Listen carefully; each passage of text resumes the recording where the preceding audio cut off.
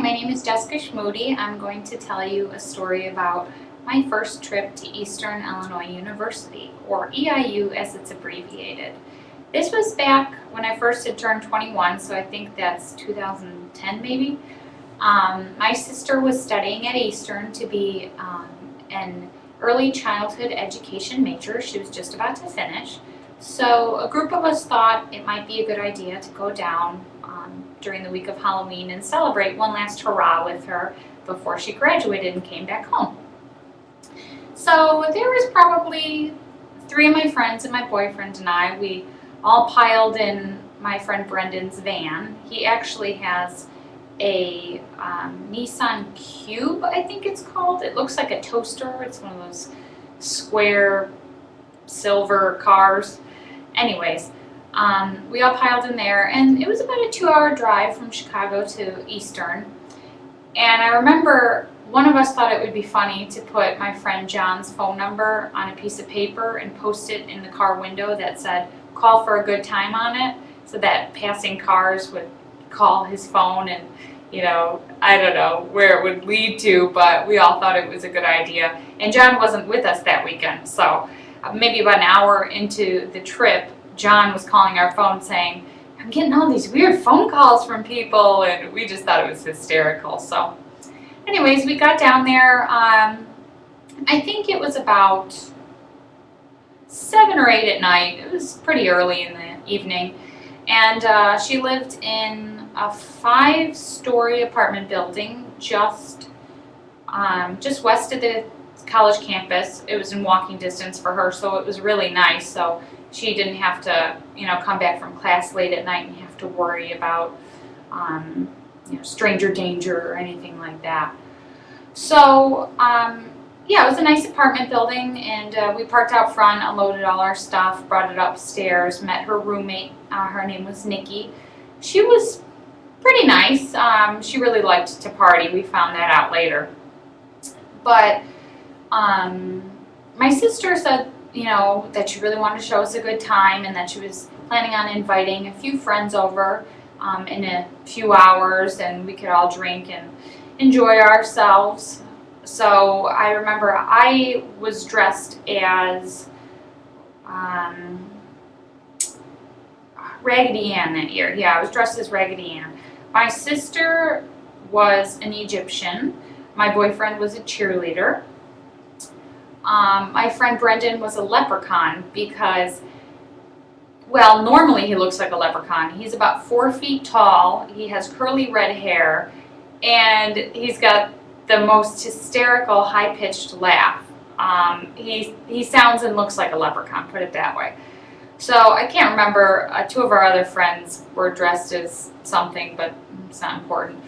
So anyways, a few of our friends came over later that night, and we were having a real good time. We were drinking, playing cards, sitting around the tables, munching on different things. I love cheap pizza.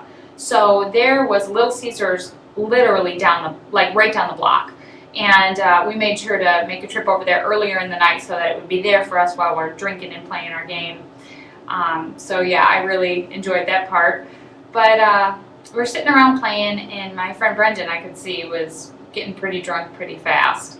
He maybe had 3, but he cannot handle his alcohol. So his head was nodding off, and you could see he was about to fall asleep at any moment. And all of us kind of collaborated together that as soon as he passed out, we were going to draw on his face. And we thought, oh yeah, this is a really good idea. I can't wait. So we're all like, "Here, Brendan, have another drink," or, "Oh, here, why don't I top you off?" So maybe about, 20 minutes later, the kid passes out on the table. So he's got his right side of his face on the table and his left side, showing. And I thought it would be a great idea to get a permanent marker, mind you, and start drawing on his face. So I drew "Welcome to EIU," and we're passing the marker around, and my boyfriend drew male anatomy parts on the side of his face. My sister's writing, "Luck of the Irish," or "Where's my pot of gold," because he looked like a leprechaun, on the one side of his face, and it was hilarious. So we continue to play our game, but it's becoming increasingly difficult to maneuver around this drunk man in a chair at the kitchen table because we're playing drinking games. So of course some of these things, you got to get up and you got to run around the table and sit back down. They became pretty elaborate. So we thought, we better put Brendan in a safe place where he's out of harm's way and we can continue playing our game. And of course at that time, none of us were really sober, so that place seemed perfect to be in the closet. So we put Brendan in my sister's bedroom closet, shut the doors, and went back to our game. We're sitting there, we continued drinking, finishing up.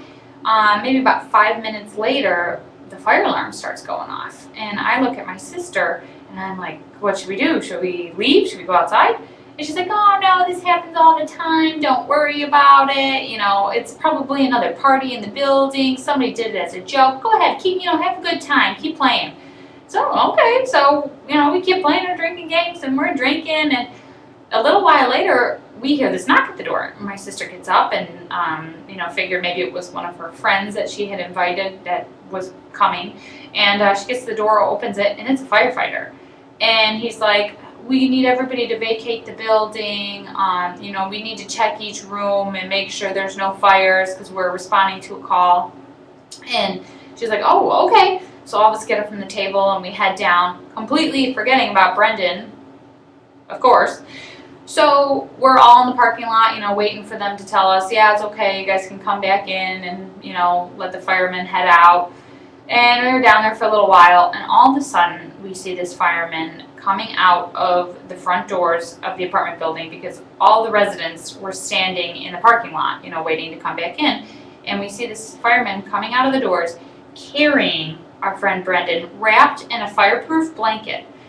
And we are all like dumbfounded. None of us know what to say. We're like, oh my gosh. Because he's still passed out in the firefighter's arms. That's why he was carrying him.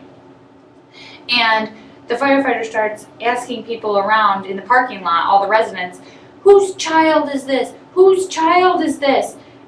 And we're just laughing hysterically because we're like, oh my God, this is a 21-year-old man. Honestly, he looks like a little kid. He's been pulled over numerous times for looking underage driving because he's so tiny. I mean, this little redheaded leprechaun, is wrapped in this fireproof blanket. And the fireman keeps saying, whose child is this? And we just can't stop laughing. Finally, I think it was my sister, raises her hand and she's like, he belongs to us. So the fireman comes back over and he hands off Brendan to my boyfriend and says, you shouldn't be leaving your children in closets when there's fire alarms going off. And we're like, oh, he's 21. He's just drunk and he's passed out. And Brendan rolls over his face because he was in his arms, but it was, I can't remember. It was the side of his face that hadn't been written on that was showing. So he rolls over his face and you just see all of this tattoos that we had put on him with a permanent marker. And the fireman goes, oh, and like sets him down, and oh my gosh, it was just so funny. We were laughing so hard and it really made the weekend. None of us could get over it. And the best part was the next morning, Brendan couldn't remember any of it. He couldn't believe us when we told him, oh yeah, you were carried out by a fireman. He goes, no, I wasn't. He was totally denying the whole thing. We're like, yeah, look at your face. And he went in the bathroom and he saw it and he's like, really? Oh my gosh. He was well, actually, no, he wasn't embarrassed at all because he never does. I mean, he never gets embarrassed. He's always the jokester at the party. So yeah, that was my first experience at Eastern. It was quite a funny one. I mean, the night went on to be, whatever. It was more drinking and playing cards, and we didn't put Brendan back in the closet. We laid him nicely on the couch, so don't worry about that.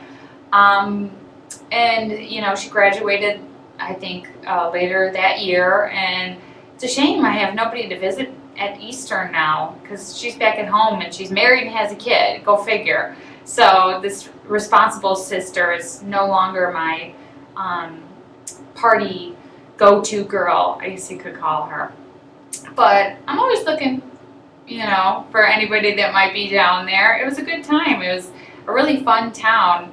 And I think one of my favorite things was the college campus was grunge town. I mean, it was dirty, it was laid back, it was just like Southern style hospitality. Everybody waved to you when you walked past. It was a really cool area, you know, and unfortunately, some other colleges aren't like that. You know, everybody does their own thing and sticks to their program and doesn't associate with one another, but I liked Eastern and I would definitely go back. So if anybody you know is going there, let me know. I'll come visit them.